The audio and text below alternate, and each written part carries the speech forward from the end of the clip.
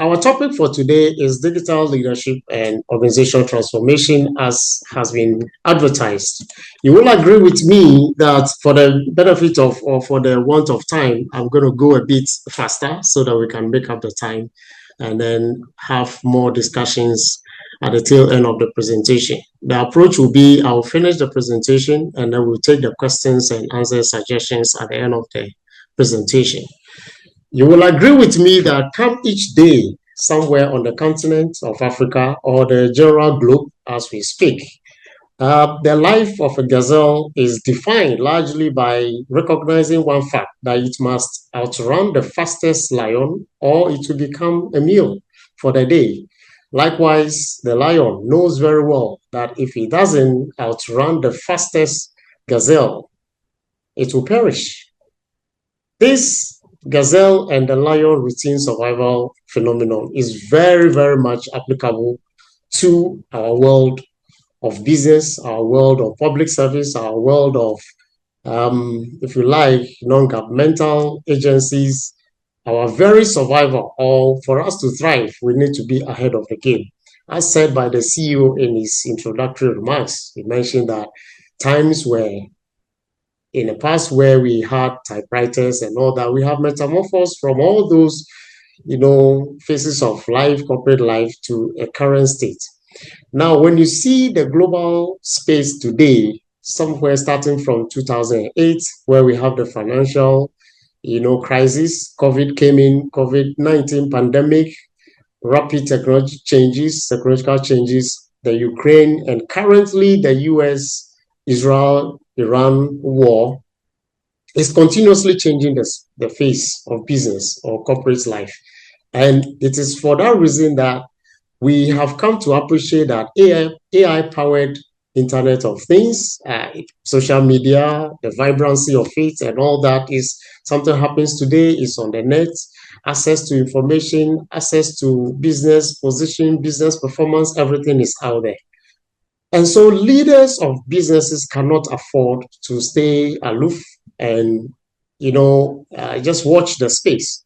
There is the need to embrace what has become known as the digital leadership in order to thrive, not just to survive, but to thrive. And so when we talk about our leadership space, we are more or less getting to a point where we get to appreciate that it is the digital leadership is not is non-negotiable. You cannot say you are not part of the game. You are not part of the movement towards transformation of your space. The current operational space require you to embrace digital leadership. We're going to look at what digital leadership is all about so that we give it the right context.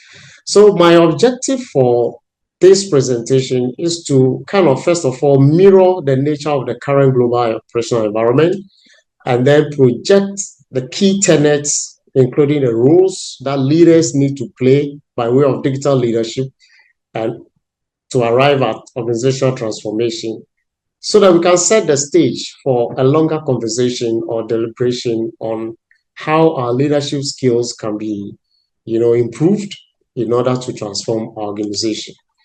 By way of scope, I will dwell as spelled out in the objective. What is the current state of affairs?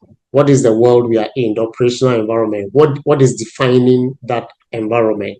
And the meaning and principles as applied to digital leadership, what is it? And organizational transformation, when we talk about organizational transformation, contextually, what are we talking about? What is the role of digital leaders in that organizational transformation? Then I'll call all of us to an action point where we all take home something that we need to work on. Then I'll pause there for questions and clarifications and other contributions from us. Now, you'll all agree with me that current developments that we are witnessing today, practically the impact across the globe we are all seeing. In Ghana, it's impacting on fuel, it's impacting on business projections, budgets are being thrown off, and there are a lot of things are happening within our spaces. That is meaning that digital leadership alignment will have to be on the go, continuously engaging the space that we find ourselves in. But then let's look at how generally the world has transitioned up to where we are now and where it is going. Few years back, about a couple of decades back, the world was described as VUCA. VUCA means volatility, uncertainty, complexity, and ambiguity. This was coined largely by the U.S. Army War College following the 9/11 bombing of the Pentagon and associated, structures in the U.S.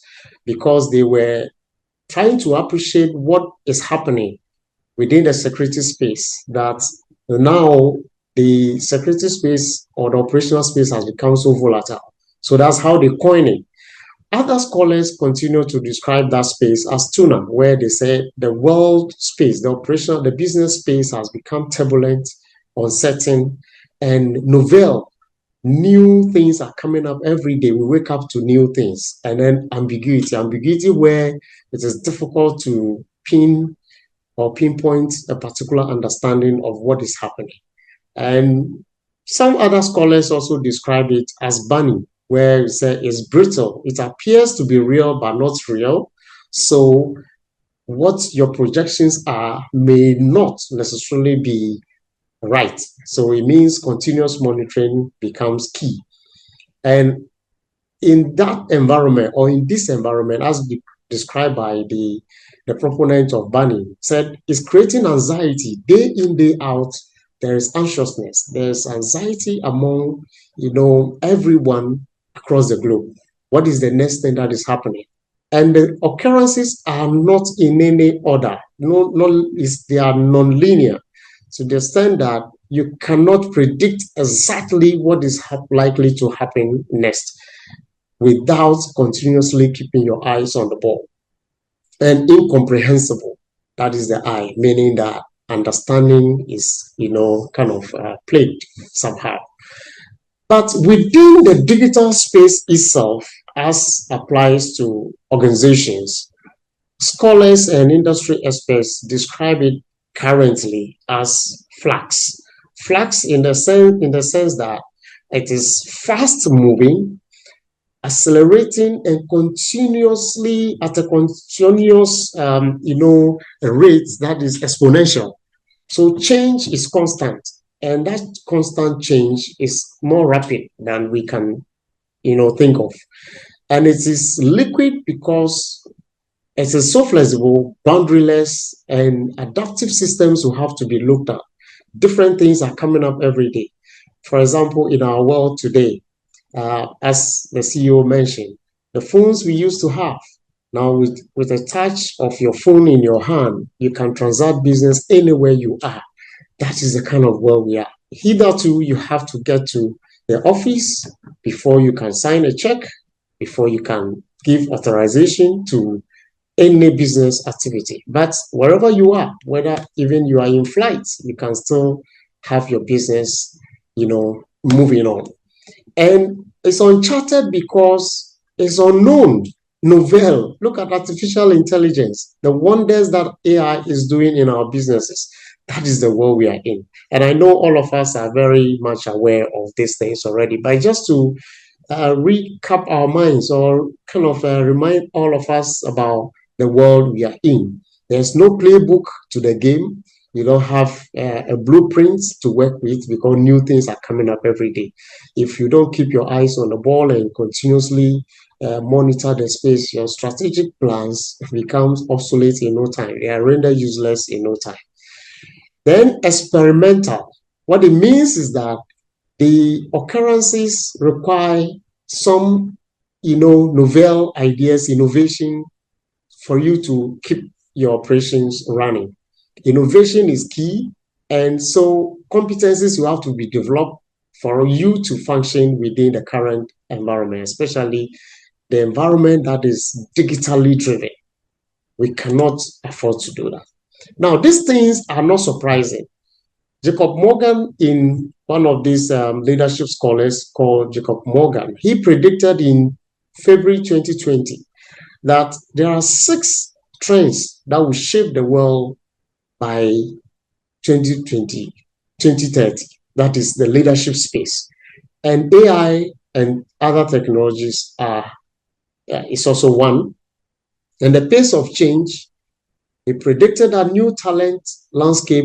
We have the Gen Zs coming up. You agree with me, within your workspaces, the Gen Zs attitude to work, their culture is quite different from the older generations. Talk about the Generation X, the baby boomers, and all that. The culture, the work culture is different, and that is what is trending. Even including the language that the Gen Zs speak are not comprehensible by the other generations. And you will know, you will agree with me that most of the younger folks in your workspaces are changing the landscape. And this prediction, we are in 2026, and 6 years down the line, we are seeing the realities happening with us. Your guess is as good as mine as we move towards 2030. Now, purpose and meaning is also going to define the space, the leadership space. And that is what is a reality. Morality, ethics, and transparency issues, as people become more aware of their rights and they are digitally informed. Social media vibrancy is informing people back in the village somewhere, they know what is trending. So these issues of morality, ethics, and transparency will inform leadership space. Leaders will be expected to act ethically and within a certain space and boundaries. And of course, the question is whether we are ready for that or not. Now, globalization, I don't need to belabor this point. Across the globe, as we can see, anything happening anywhere is affecting us.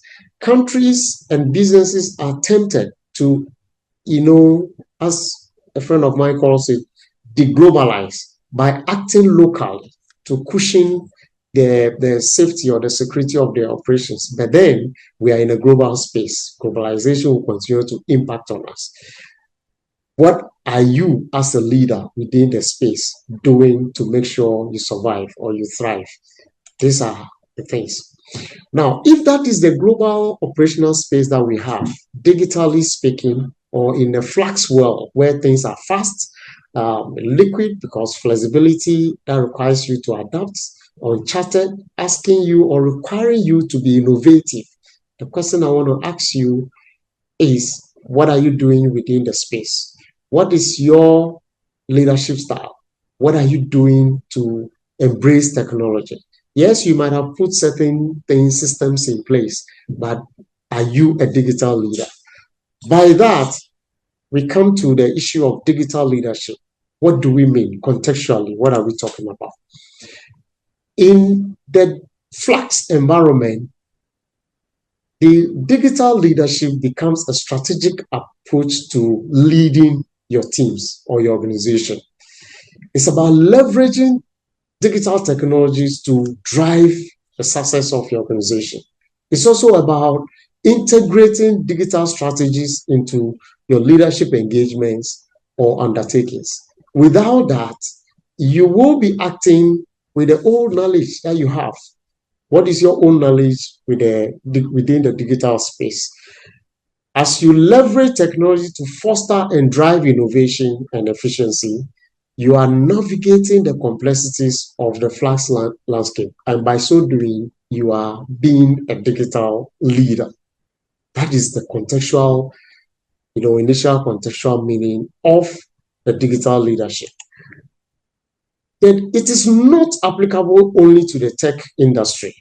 It's applicable to all industries across the globe. Every sector of the economy, this digital leadership is applicable.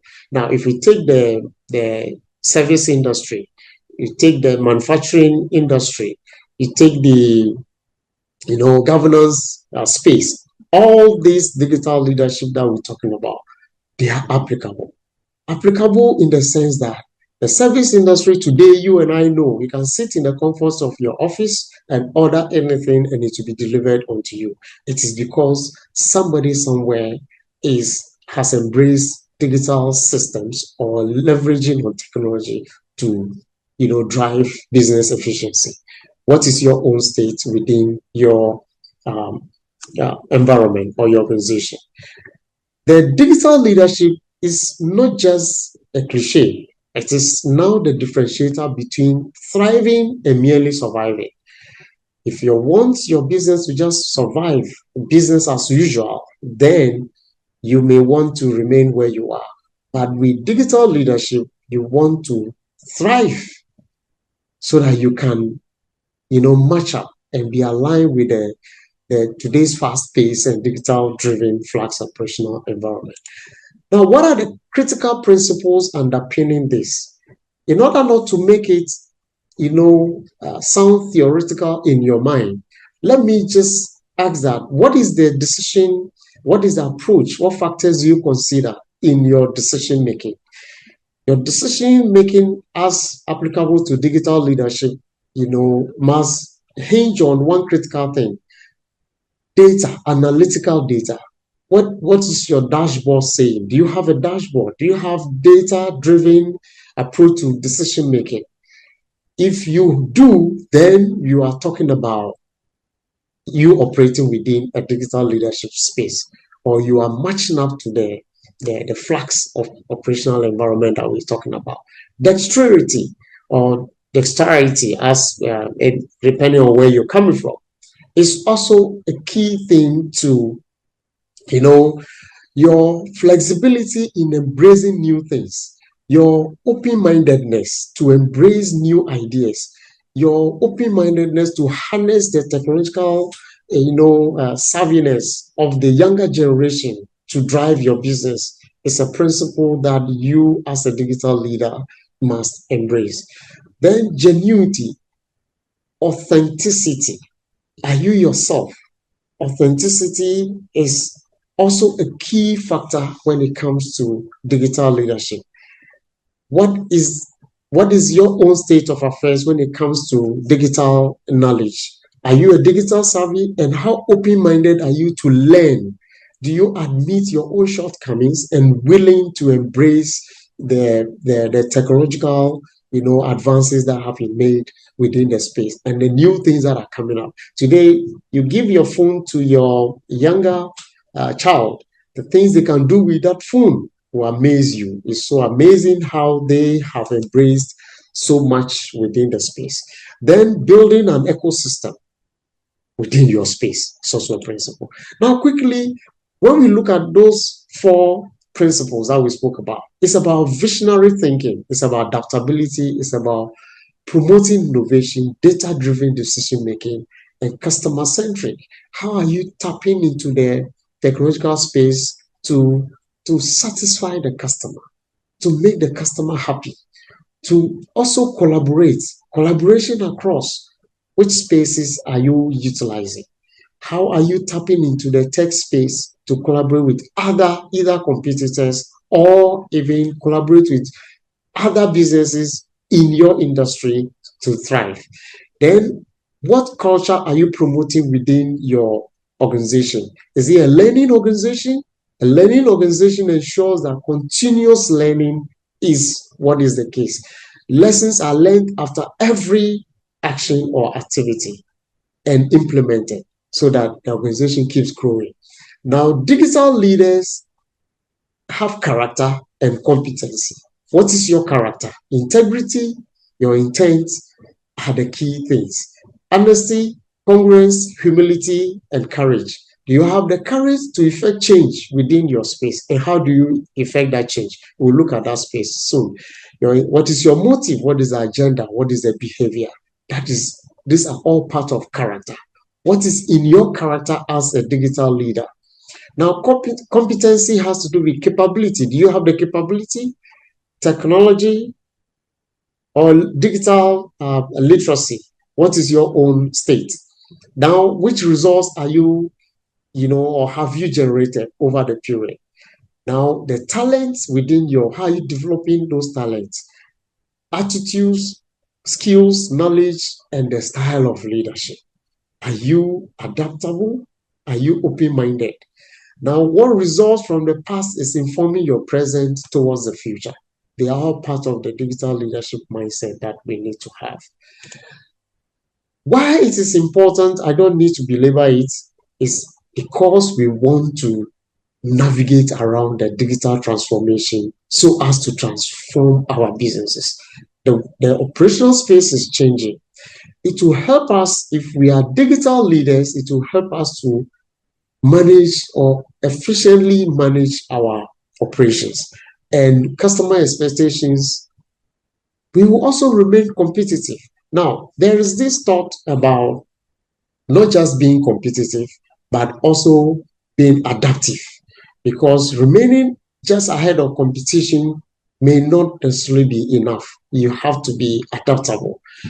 There are companies today that you see them, they are number one. Yes, you are number one, but others may be more open to adaptability. So they change with time. They are monitoring the space. If you focus just on being ahead of the game or competitive, by the time you realize, your competitors or your other operators within your space overtake you and they are gone. And you may have to invest so much to catch up. Now, digital leadership is also about adapting to global trends. We operate in a global space. So digital leadership is not theoretical. It is something we all have to do. We should not limit it to the IT managers or IT officers within our companies. A leader foresees the future. We said one of the principles is to be visionary. How do you see your business in the next 10, 5, 15 years within the fast-paced digital space that we are operating in? That is why it's important. Now, how do we marry this to organizational transformation? Yes, I have mentioned about how do you leverage on technology to do that. But what do we mean, or how do we mean when we say organizational transformation, so that we also put it in the right context? Organizational transformation cannot be any other thing apart from a planned change to your structure, your culture, and the processes. Let's take note of planned change. It is not a haphazard change. As you watch the space, as you watch the digital space or the technological space, what plans are you putting in place? What structures are you putting in place? What is the culture? What are the processes? The yesterday's culture, which is highly, or which has been highly hierarchical, is no more applicable in today's environment. Now, it's also about strategic approach in helping your organization adapt, compete, and meet future goals. So what it means is that the transformation cannot just happen in a vacuum. It must be deliberate, it must be intentional, coupled with digital transformations that are happening within all the technological changes that are occurring around us. It also means changing from a hierarchical structure to a more agile, team-based structure. Like I said, the teams we have today at the workplace, the younger folks are digital service. They are very, very, good at technology. They are digital literates born into the space, so they function differently. So where a lot of organizations are applying brick and mortar presence in the office, most of the younger people believe that they can be anywhere and work and deliver on their performances or their KPIs. What is your stand as a leader? Do you necessarily have to see people in the offices? In fact, if we have not learned anything from COVID-19, one key thing that we learned was that even though we were not in offices, we still survived with working from home digitally on digital platforms. Meetings were held and we still continued our operations. So it saved companies some costs. So what are you doing to transform? How are you leveraging on technology to transform your business? So when we talk about organizational transformation, it's also about transforming your operations to embrace online sales and marketing, or merging or acquiring others and switching from an on-premise IT infrastructure to cloud-based solutions. Now, as part of this whole organizational transformations also hinges on business continuity planning. How many of our companies have cloud storage platforms so that if there's a breakdown in an on-site IT infrastructure, we can still continue our operations? How many of us? So business continuity planning is also key. So how many do you have alternative, operational offices or operational spaces? So this is something that as a digital leader, you want to press your mind to or with.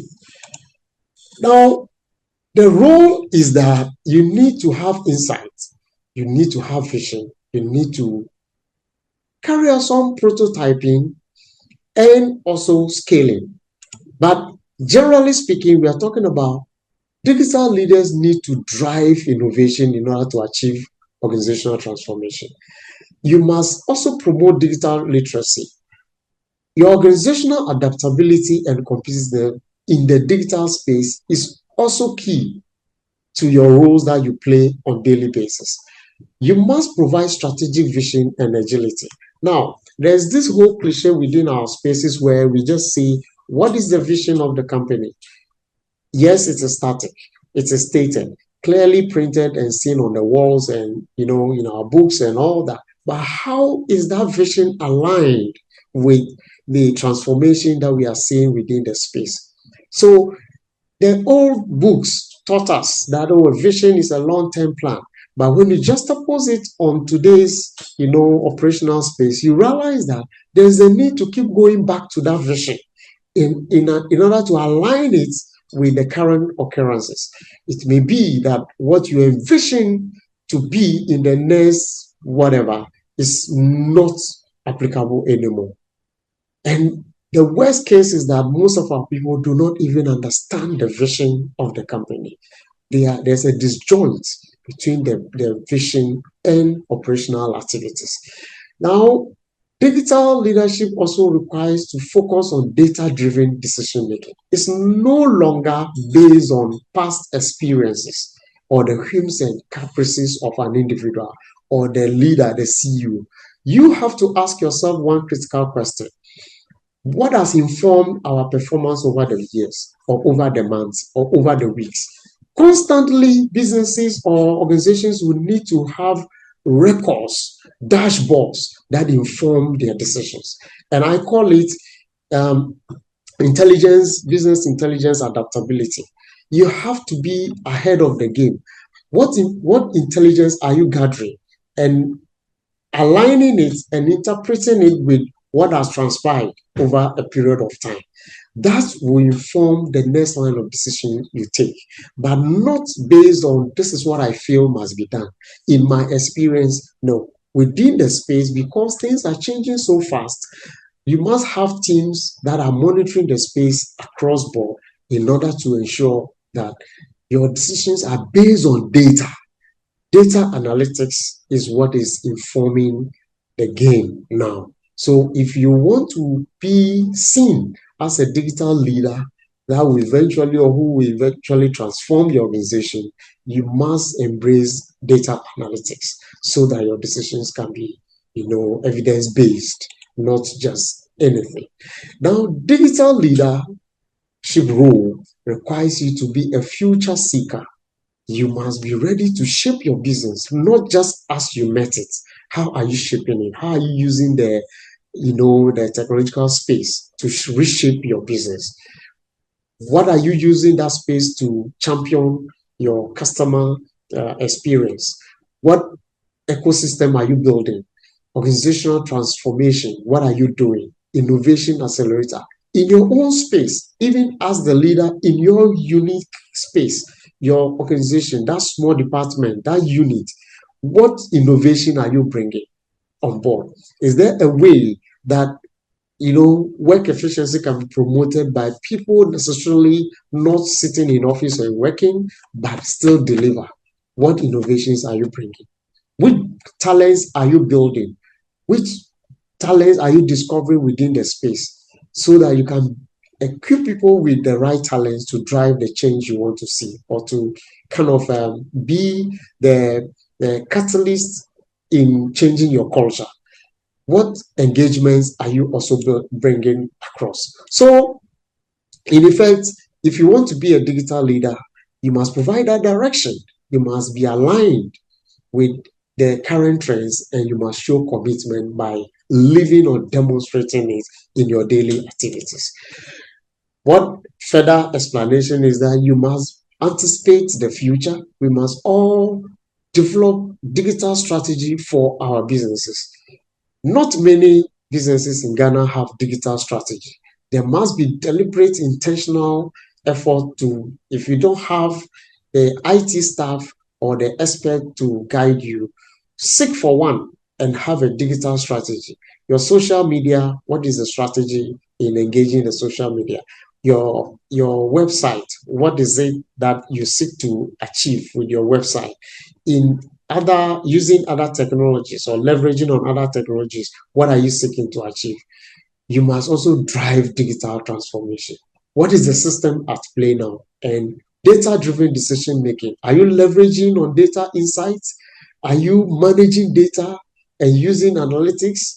Are you promoting a data-driven culture whereby across the entire organization, decisions are made based on available data and predictions? Now, are you also fostering innovation and creativity? There are a lot of businesses in our part of the world where, especially those run by what we call the MBAs, still believe that this is how things have been done and it must be this way.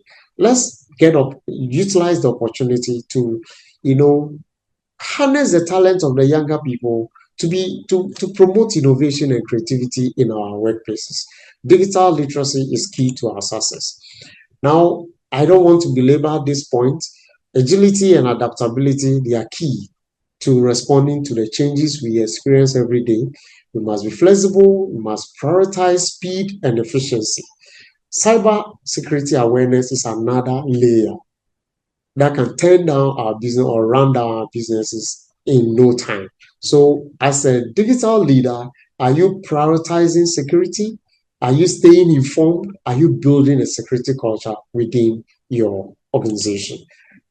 Indeed, in your effort to bring about all this, there are challenges that you're going to face. It's just like in every human being, even though it is said that change is a constant thing in life, we all resist change. It is not easy for teams or even individuals to embrace change. Some challenges to this will be people will resist it because there's an apprehension as to what is the unknown. Not everybody will understand where you are going. That change will come. Some people will feel there's a potential job lost, their relevance in the workplace will not be felt anymore. Also, because there is lack of digital literacy, some people will feel, I don't have this, so I may be left, or I may be, sent away, or I may be sacked, if that's the right word for your organization, or you may be relieved of your post.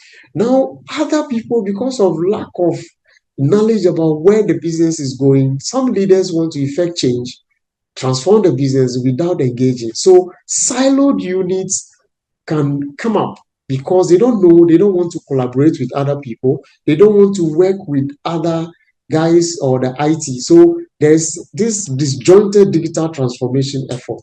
Some departments are embracing digital transformation, others are not. It's because the human being by nature will feel apprehensive. Now, cultural inertia is also another challenge that you're going to face as a digital leader. Digital initiatives that favoring traditional methods over innovation. Many people at the workplace today will still believe that this is how we got to do it, and others will believe that changing the course will mean a lot for us. Some of us will become redundant, and that is not the way to go. So it's a challenge that digital leaders must be aware of, and we need to find a way out. And the way out is that as you embrace or you want to leverage on technology by designing and developing in order to deliver service, you must, by way of technical side, you must also provide a reason for the change. Where are we? What is our transition state and what is the future state? And as you work on the technical side, you must also work on the people side, and by engaging, adopting, and using. Now, finally, I want us to look at managing complex changes. If you do not have vision or skill, incentive, resources, or action plan, your change that you want to bring will not be complete, will not be a success. So this is just as you see on the screen.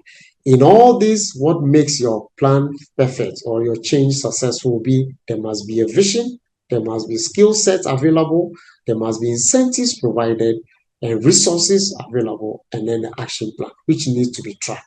With this, I believe that we can transform our organizations with digital leadership. In conclusion, the flax world landscape change is no longer just volatile, it's constant and it's compounding. Uncertainty is not just something that you foresee that is going to happen, but it must be embedded, or it is embedded in every layer of AI-powered decision making, data-driven decision making. Now, complexity has taken a new dimension because AI's ability to process vast amounts of data is, informing the space, and ambiguity is also, evolving into spaces where traditional frameworks no longer apply. With this, digital leadership is the way to go. And for us, we must consider it as the key denominator in driving your organizational transformation in the flax operational space. Digital leadership is just non-negotiable in bringing about that transformation within your organization. With this, I call on all of us that we must embrace systemic change right down to the employees' day-to-day activities. We must engage in careful planning, patience, and persistence, which are the main success factors. How do we achieve that? Let's understand the change capabilities and the maturity. Let's align leadership style. Let's engage the stakeholders. Let's promote digital literacy, redesign processes, and introduce new technologies because they are available day in, day out. They are coming up. What are we doing to embrace those ones? Let's integrate project management into implementation. Those of us who are conversant with project management, projects are in phases. So let's integrate project management into implementation. And with that, sustained outcomes will be the result through learning and improvements. Remember, all of us, including myself, the relevance of knowledge lies in its application. With all what we have heard, with what we're going to hear from the participants, what are we going to do? Willingness only becomes relevant when the requisite action is taken. Thank you. And as you see on the screen, my upcoming new books are there.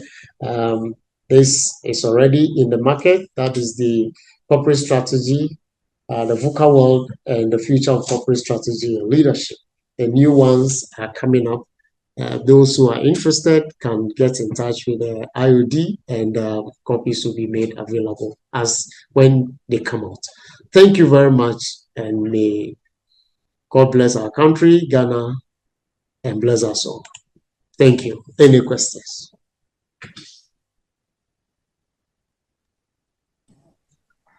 Thank you very much, Doc. I've seen from the chat box some comments there. Mr. Ishmael Ochri said, great presentation. Mr. Joseph Ofori Apia said, insightful. Joseph Nyangonu said, well presented, sir. Please, we open the floor for questions. Okay, we have a hand up, Mr. Abdullah Zakari. Yes, thank you so much. Thank you so much, Salisa, and thank you so much, Doc, for the wonderful presentation and the insight given us into these digital issues. But we all know undoubtedly that human resource is one of the major components or inputs that can determine the success or failure of every leader. And Doc, in your presentation, you've mentioned Gen Zs, I think not less than 3 times. So I would like to appeal to your own good self, Doc, and then IoD, our institute, to actually consider the issue of Gen Zs seriously, because it is a technical issue.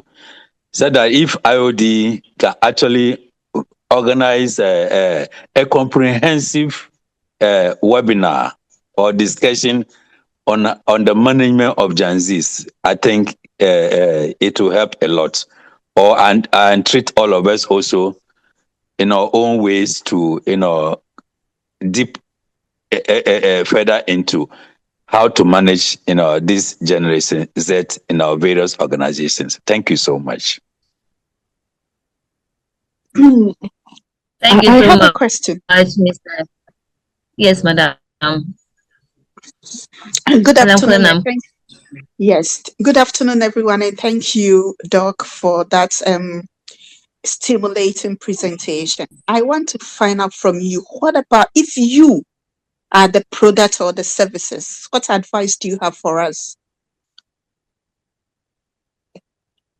Can you please come again? If I am the product or the service, I Yeah, don't get it. let's say you are not from an organization. Okay. Yes. So what advice do you have for us? How do we position ourselves? Okay. The coordinator, can I proceed to answer, or are we taking a number of questions? Yes, sir. Please go ahead, sir. Okay. All right. So indeed, if I am a customer or a beneficiary of a company's service, or service, for example, I want to see the best. We have this what we call the customer experience.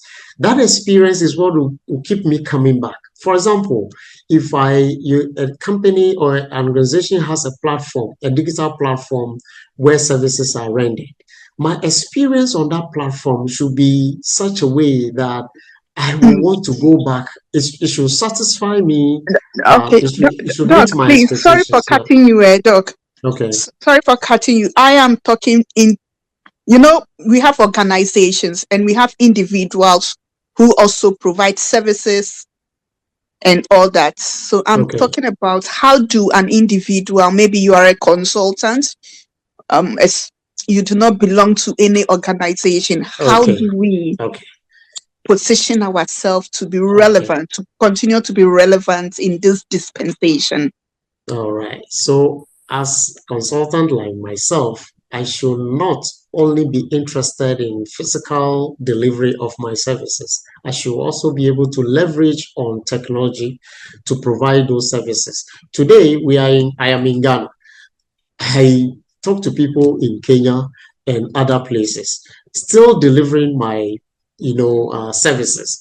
It shouldn't be I have to necessarily be present. When there is the need to be present physically, fine. But there are stages of the consultancy services that can be done online, or which technology provides us easily. So individuals providing services should embrace the same platforms. Leverage, if you want to be a digital leader within your space as a consultant, you must equally leverage on the digital infrastructure. Your office setup, is it ready for conferencing? Even within your own home, there are times that you may be called to deliver a service. Are you really ready to do that? So individuals can equally employ a digital space or infrastructure to achieve that as consultants or business service providers. Yeah. I hope I've answered you. Quick one. Please, can I make a comment? Please go ahead, Please sir. go ahead. Okay. So my name is Ishmael Ochele. Yeah, that's very insightful, as I already said. The challenge is particularly in terms of the digital finance, because we don't have a choice as banking environment to embrace digitalization, but no matter what systems we put in place, these things are operated on the other platforms, the telco platforms. And some of the challenges that we have in terms of the risk involved.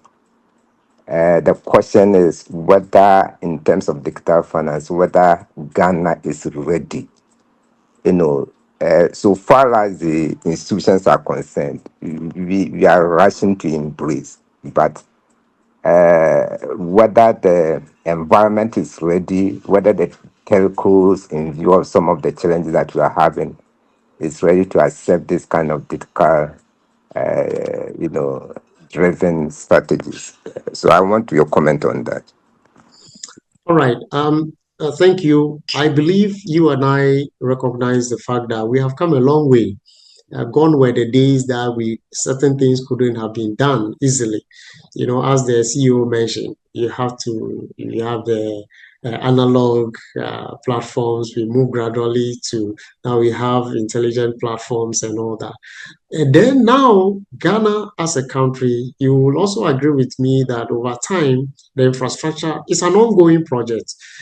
So much has been done in the past and is still ongoing. So I believe that as we implement and then we continuously monitor. Remember, I said that we sustain the outcomes by continuously learning from what we are doing.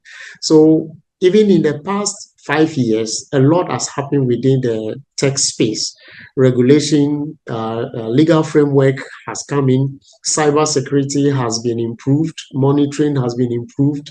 The systems that the telcos are putting in place to ward off these cyber criminals are also improving. So step by step, I think we are moving. Ghana is more ready now than before, and I believe we'll be better ready even from the days or the months to come. So it's not, even in the developed world, they still experience these cyber crimes and these frauds. So it's a continuous improvement process. There's no digital infrastructure that is foolproof. That is why it is continuously monitored.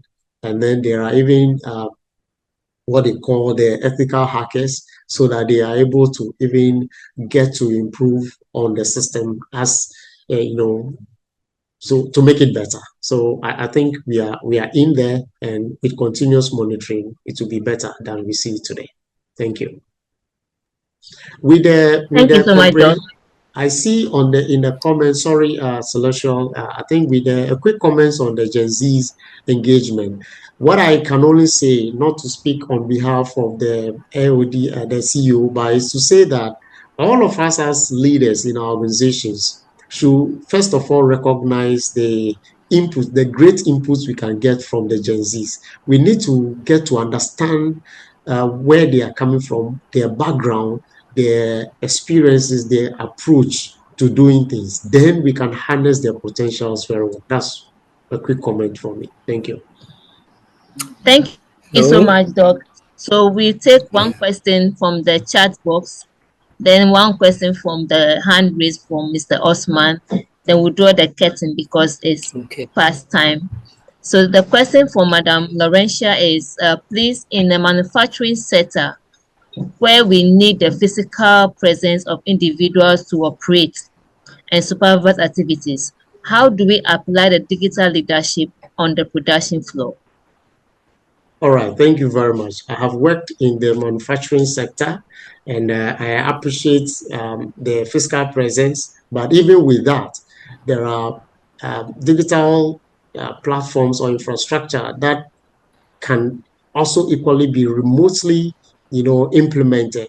So the number of times the individual needs to be present for things to work, except the some aspects of the production process. So the digital leadership still applies in the production process. On the production floor, settings are done on the digital systems, unlike before, where you have to physically be there and be fixing things one after the other. But settings are now done in such a way that if it is to produce, let's say a production line produce 100 packs of something, it can be set, and monitoring is done even away from the production floor. Then where there are, hiccups, the system prompts ahead and then they are rectified. So it's equally applicable within the manufacturing sector as well. Thank you very much. Thank you very much, sir. So we take the last question from Mr. Osman Abdul Rahman. All right. Please, just Okay. to All let right. Thank you very much. participants know that. Hello, sir. Please, just a moment. Just to make everybody know that the recording of this presentation will be made available on the platforms by close of day Thursday. Mr. Osman, you have the floor, please. All right. Thank you very much, Celestia. Again, my name is Osman Abdul Rahman. Thank you very much for a very good presentation. But one of the things we mentioned is about resistance. And it's something that I think is something that has to be dealt with. I mean, we have been, anytime we want to recruit, who advertise, people will apply, send through their emails and all that. And it used to take us 3 to 4 weeks to get these applications, download them, write them up, and then, do everything. But today, when we have selected a certain application that we are using, everything comes in, and within 3 days, you get everything set up. Now, the challenge also with this is that people in the HR now find that there's not much more less work to do. And so there is the fear that probably they will lose their jobs or something. And so, because of that, sometimes we find problems about the app and things like that. So, Doc, is there a way that we can go around this point so that people can, feel secure, in in this changing environment? Definitely, that we're talking about digital applications and things like that. Thank you very much. All right, that's a very good one. With it borders or it fits into the question: will AI take the place of the human being? I believe that the AI is to complement the work of the human being. So the fear that you rightly said it, when you adopted a digital platform, the work is faster. But the human factor is still in there. The human factor is to scrutinize and be pretty sure that the documents that are received speak to the very facts that they are looking for, or the very things that they are looking for. And verification cannot be done on platforms or on digital platforms. The human being will still have to go ahead and verify the facts stated in the supply documents or the information or the available information. So the human factor is still there. Unless sometimes a lot of the departments, in terms of my sisters within the talent management space, jump to conclusion that once we have a digital platform, we do no longer need the human being. The human being is as critical as the digital platform. Who detects the mistakes? Physical verification, who does it?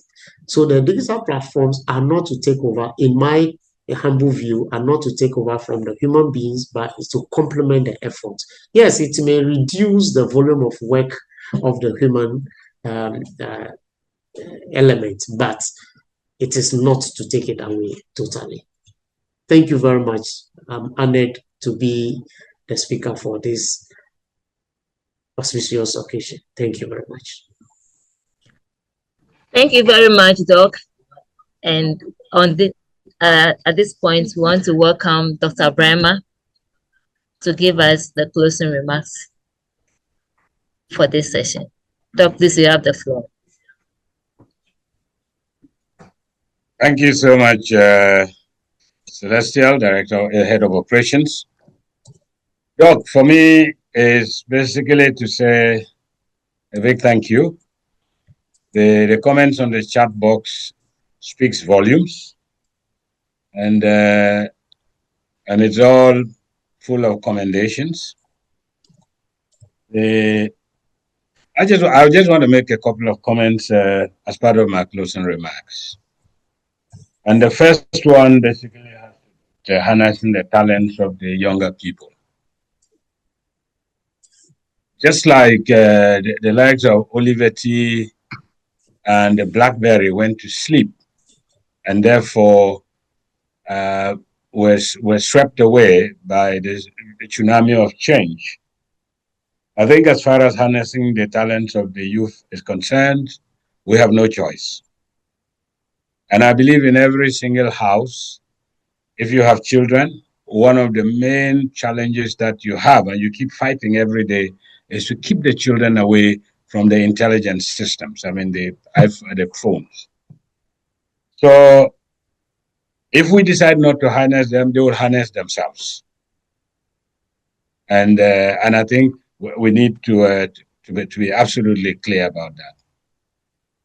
The second one, which is the manufacturing sector, I mean, the question on the manufacturing sector, we need to also understand that the digital world is actually creating physical structures to do some of the work. Robots operating in manufacturing facilities, robots, serving in restaurants, etc. What does that mean? I mean, just going back to the individual level, it basically means that we ourselves will have to upskill ourselves to actually be able to manage those kind of infrastructures. And I remember in the late 90s, 1997, when Unilever in the UK started introducing robots, those who could cope with the new technology, the new changes, the new information systems, maintain their jobs. So it is basically at the individual level for us to embrace that change and therefore make ourselves relevant. What does that mean overall for me? It basically means, and Dr. Abe has so eloquently established this, vision is key. That will inform objectives and goals. Strategy is key to drive execution. We have to make, this whole area of digital transformation an integral part of business strategy, whether at the individual level, running as a consultant, or at the corporate level. So on this note, I want, on behalf of the President and Vice and the Council of the Institute of Directors Ghana, to thank Dr. Victor Abe for this excellent expose. And I believe that we will continue to engage as participants on this platform and as members of the Institute as we move on. On a lighter note, and finally, to Mr. Abdallah Zakaria, by his donation, I can tell where he's from. And I want to tell him that even in Tamale these days, they sell cocoa using e-business platforms. So if he has not started ordering cocoa on those platforms, he should learn the skills and start doing that. Thank you so much. Thank you so much, sir. So on this note, we draw the curtain for today's seminar. Please watch out on the platform for the next seminar, and the recordings will be shared by Thursday on the platforms as well. It's a good afternoon from us, from IoD Ghana, to everybody, and a bye for now. Bye-bye, everyone.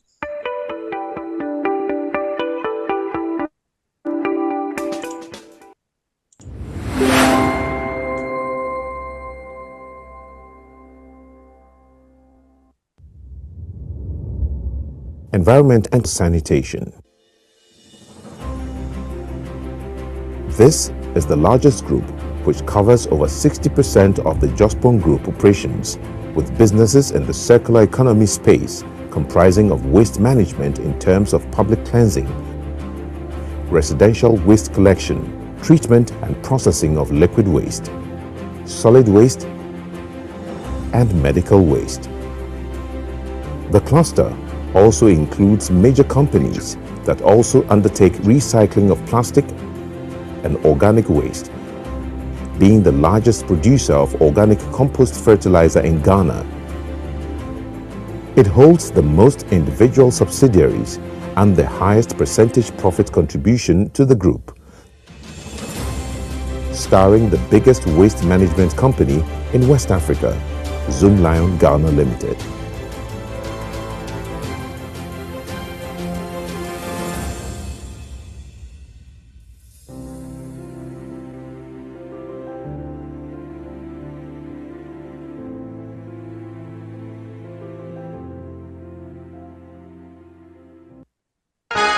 Every now and again, Goil makes good things happen. This time, Goil has introduced Super XP Run 95, a higher grade fuel loaded with additives and yet sold at the same price as normal fuel. Goil Super XP Run 95 enhances engine performance like never before. It maintains the engine by keeping it clean from carbon deposits. Goil Super XP Run 95 is designed to burn slowly and thus improves fuel economy, making you save money after several kilometers. Goil Super XP Run 95 gives you a smooth driving experience, that is, less vibrations. Fill up with Goil Super XP Run 95. Now there's no need to pay more for any higher grade fuel. Goil has that sorted. Goil, good energy. Financial protection for yourself, businesses, and properties remain a few of the major concerns for hardworking people like you. That is exactly why having insurance is so important. Don't we all wish for the ability to keep our expenses at the bare minimum while attaining maximum benefits? This is where KEK as your insurance broker comes in.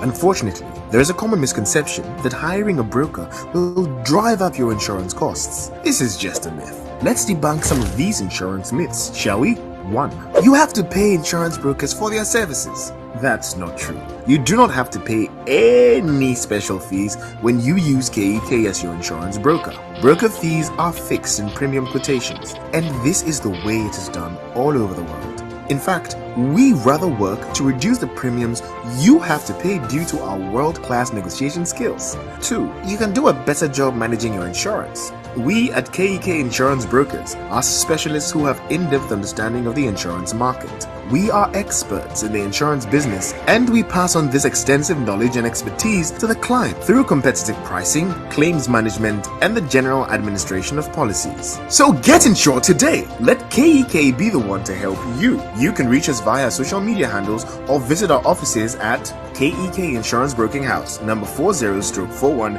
Senchi Street at Aviation Road, Airport Residential Area, Accra.